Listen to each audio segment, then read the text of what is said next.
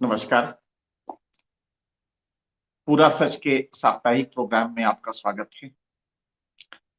अब की बार बहुत कुछ होने जा रहा है भारत की राजनीति में, जिससे आपको रूबरू कराना बहुत जरूरी है। बिहार सामने है, जो तेजी से घटनाएं बदल रही हैं और लग रहा है कि एक किस्सा जो है वो चरितार्थ होगा। Politics makes strange bed fellows. राजनीति में हम बिस्तर कौन किसके साथ है, ये बिल्कुल समझ में नहीं आता।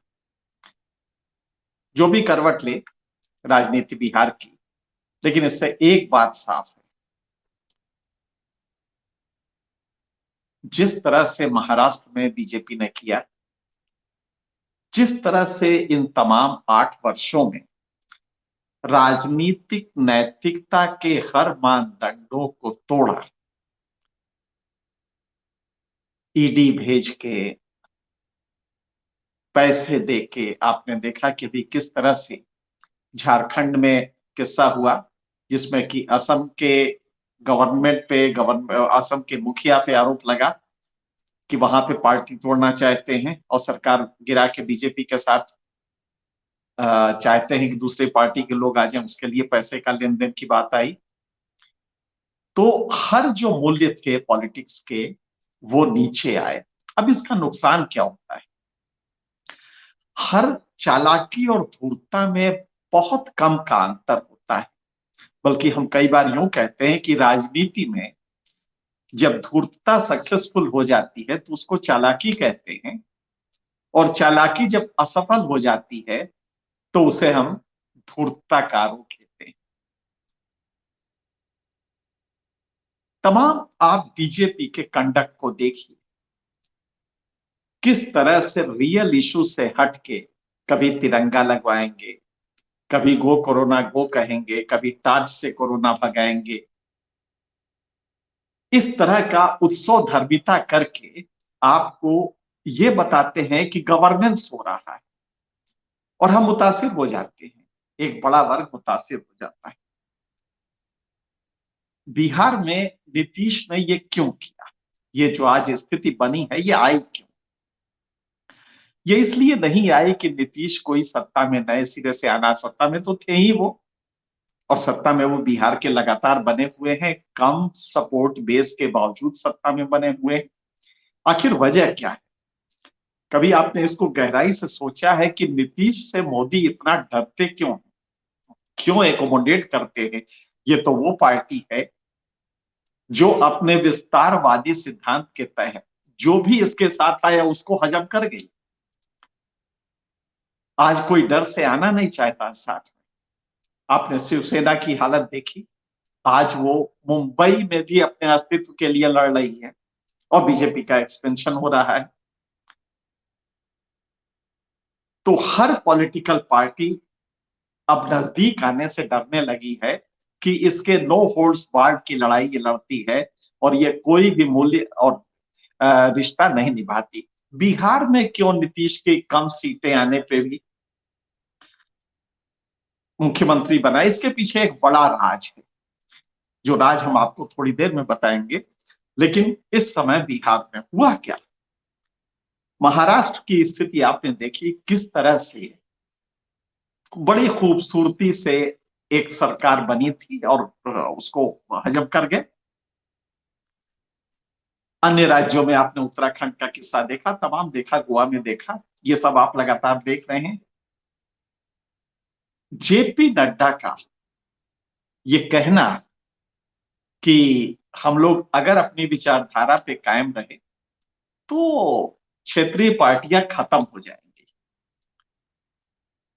ये अन्य लोगों के कुवत में तो नहीं था इसको समझना और काउंटर करना। जो विपक्ष में है वो क्या काउंटर करेगा? मुलायम सिंह ने भी इसको समझा होगा, अखिलेश यादव ने समझा होगा, मायावती पहले से समझ रही हैं, क्योंकि आजकल वो सर झुकाए बैठी हैं। बहुत सारी चीजें हैं जो कि बीजेपी जानती है, लेकिन तब भी कभी कोई डायरेक्ट हमला नहीं हुआ।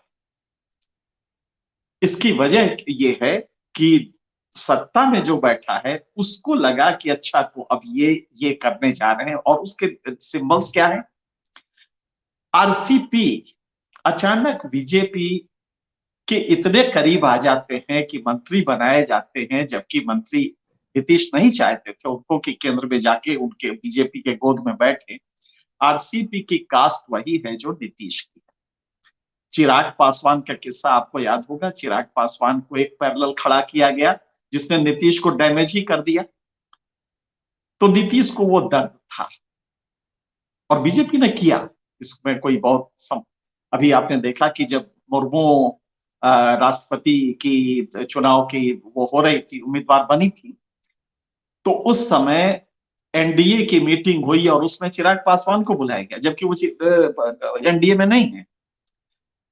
तो आरसीपी को डेवलप करना एक दूसरा चिराग था जिसकी बात लल्लन सिंह ने कही थी। ये नॉर्मल चीजें हैं और ये नीतीश से ज्यादा कोई नहीं समझता है कि हमारे बरक्स एक लीडरशिप अगर उसी कास्ट की आए और धीरे से उसको प्रमोट बीजेपी करने लगे एक पैरेलल फोर्स के रूप में, तो हमारा एक काउंटर वेट तैयार हो जाए। ये पहला किस्सा था। फिर जेपी नड्डा ने जो अहंकार में बात की, इसकी हालांकि कोई जरूरत नहीं थी, लेकिन जैसा हमने कहा कि धूर्तता और चालाकी में बहुत अंतर नहीं होता है। हर चालाक आदमी कहीं ना कहीं से मूर्ख भी होता है, वो बहुत समझदार नहीं होता। लिहाजा बीजेपी अध्यक्ष का ये कहना कि क्षेत्रीय पार्टी अगर हम कौन सी विचारधारा, मतलब हिंदुत्व की, शायद उन्होंने हिस्ट्री नहीं पढ़ी है। एक आइडियोलॉजी को लेके अगर आप चलते हैं तो आपको शायद मालूम नहीं है क्रिश्चियनिटी किस तरह से बदली और किस तरह से बहुत कुछ हुआ। क्रिश्चियनिटी में जिस तरह वर्चस्व पादरियों का था, मार्टिन लूथर एक अकेला आता है और वो 100 सवाल करता है क्रिश्चियन पादरियों से, पूरे एक्लेसियल उससे अरेंजमेंट से, और वो 100 सवाल इतने तीखे होते हैं और उसी समय प्रिंटिंग आ जाती है, प्रिंटिंग प्रेस का इजाद होता है और वो पर्चे बढ़ते हैं पूरे चारों तरफ, और क्रिश्चियनिटी अचानक बदल जाती है, एक बिल्कुल डिफरेंट हो जाती है। इस्लाम वही नहीं हुआ। हिंदुत्व को हम उसी तरह ले जा रहे हैं जिस तरह इस्लाम में रिजिडिटी थी, उसी तरह हिंदुत्व में भी चाहते हैं कि हम उसी तरह का वो करें और एग्रेसिव फॉर्मेट लिया। इस्लाम भी बदलेगा, इसमें कोई दो राय नहीं कि इस्लाम की भी चीजें बदलेंगी, और हिंदुत्व को जब उस प्रोसेस में ले जा रहे हैं तो लोग इसको समझना शुरू कर देंगे जैसा क्रिश्चियनिटी में बदलाव है। एक लिबरल सोसाइटी अचानक पैदा होती है, प्रेस्बिटेरियन, कैथोलिक, प्रोटेस्टेंट जबरदस्त मार काट रही, लेकिन उसके बाद सब आके एक नई स्थिति बनती है। यहाँ पे जेपी नड्डा ने ये नहीं समझा और गुरूर कितना था कि उन्होंने कहा है कि कांग्रेस को 40 साल अभी लगेंगे जहां हम हैं वहां आने के लिए। जेपी नड्डा को याद नहीं है कि कांग्रेस जहां बीजेपी आज है वहां पे 50 साल रही। बीजेपी का औसत, कांग्रेस का औसत वोट 50 साल तक करीब 40% रहा है, जो आज आप अचीव नहीं कर पाए हैं। आपके पास 37% की वोट है, वो भी पहली बार है।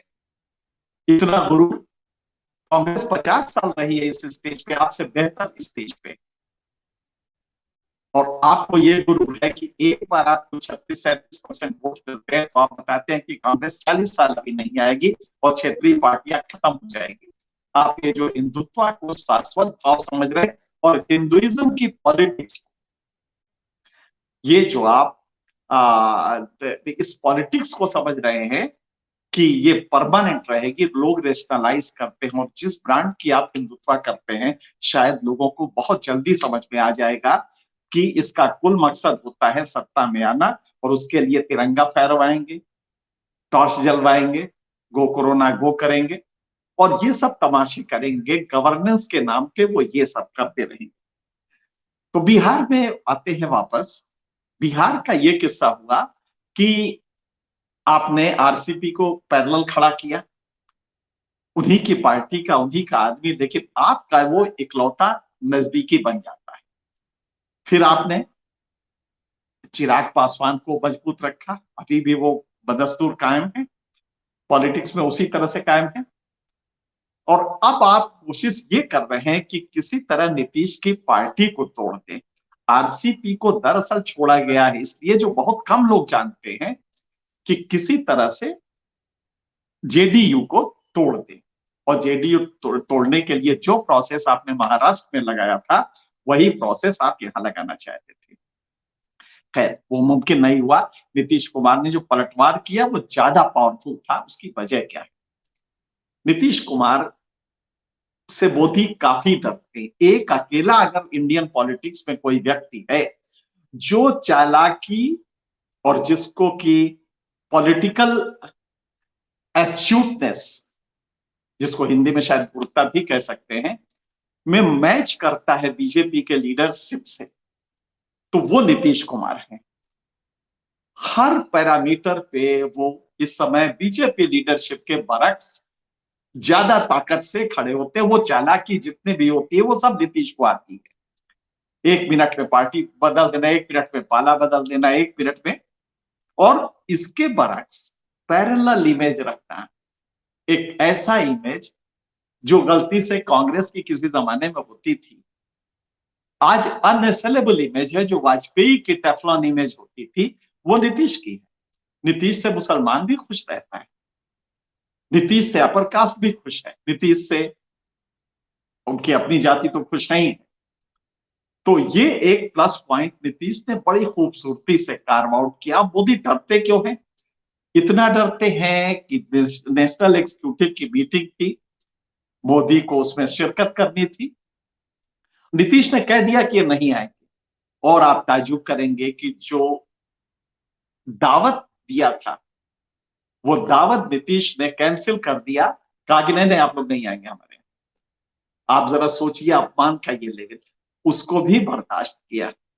आखिर क्यों मोदी ऐसा आदमी, अमित शाह ऐसा आदमी, जो कुछ नहीं तो ईडी भी भेज सकता है, आखिर वो क्यों इतना डरता है?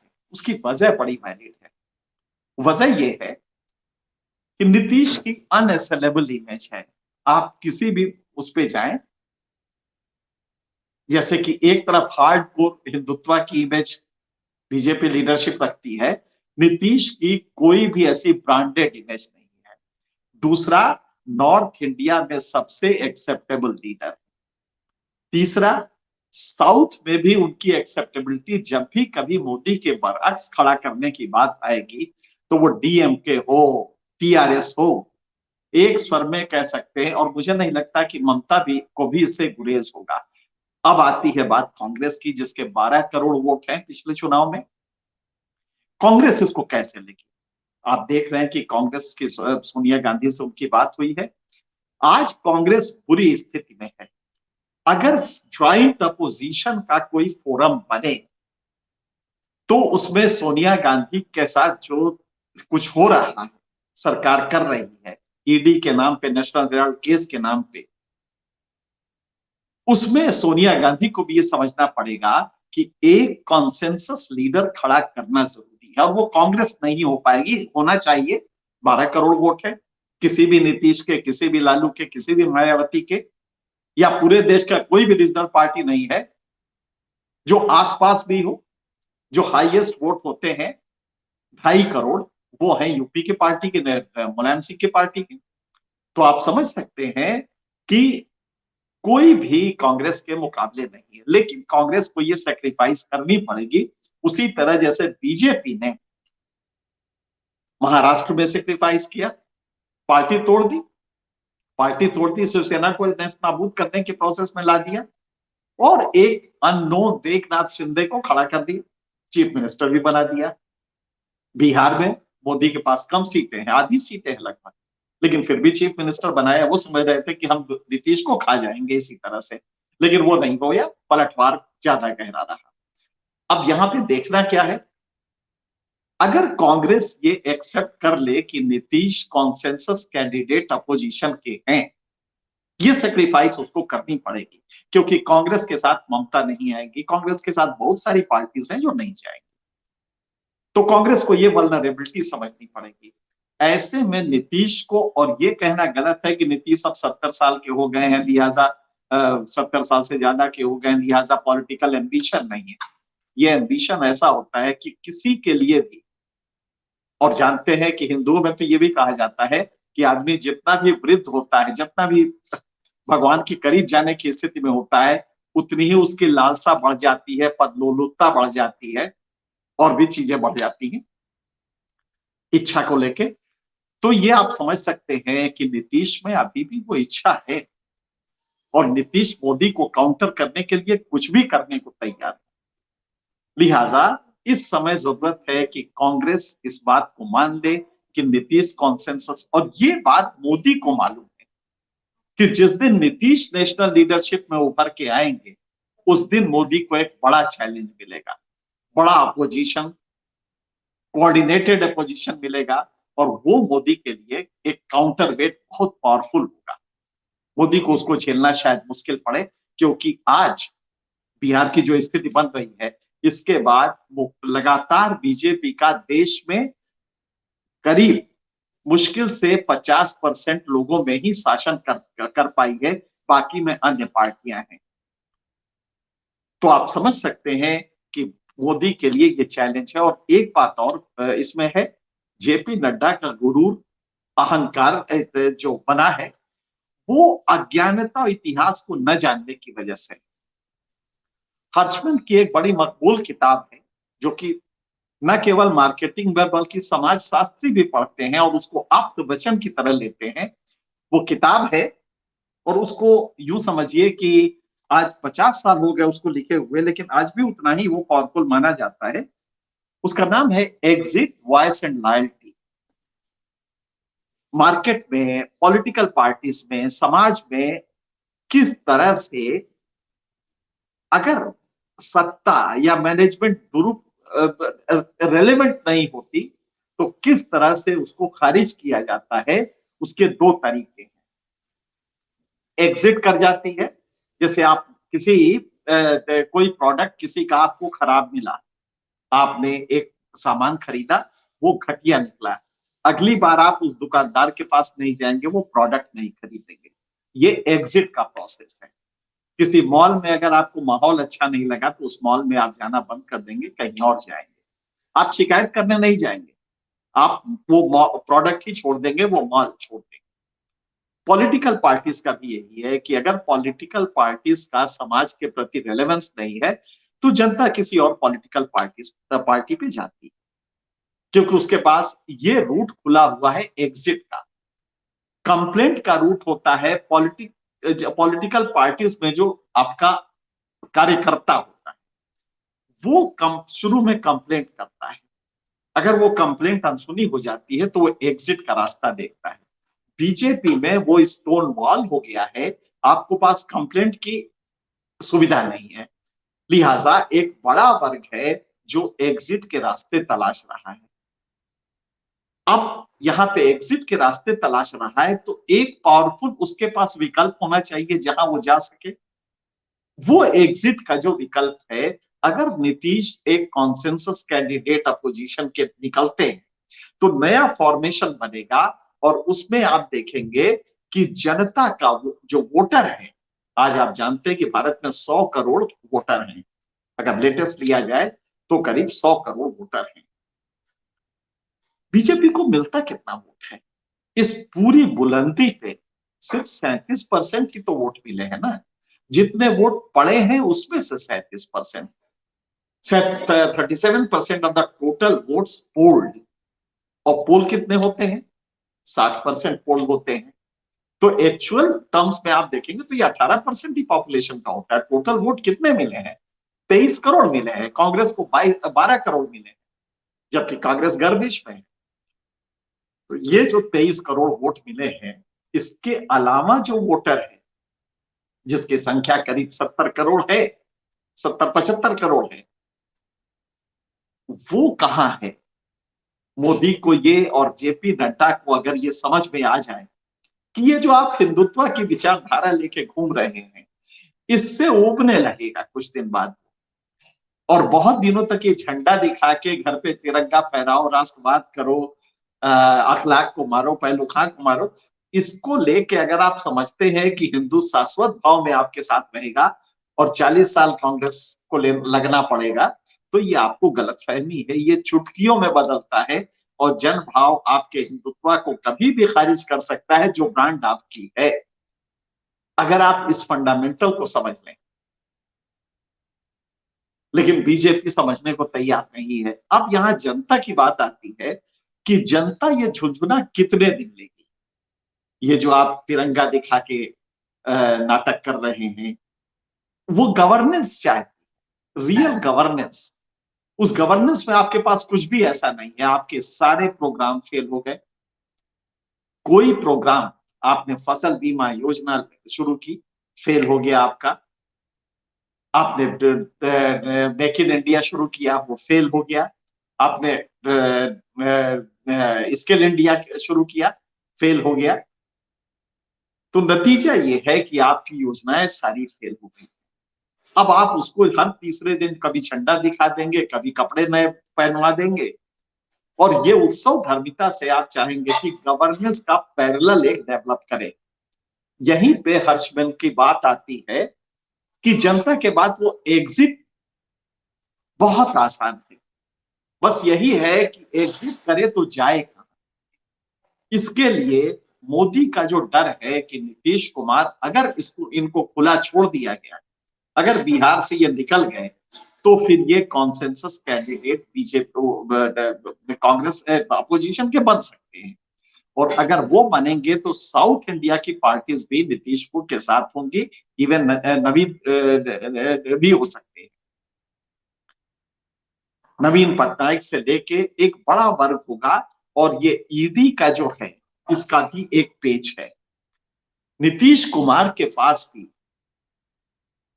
जस्टिस, एक आपको याद होगा कि नारायणपुर बाथे कांड हुआ था, एक कमीशन बना था, जस्टिस अमीर दास कमीशन।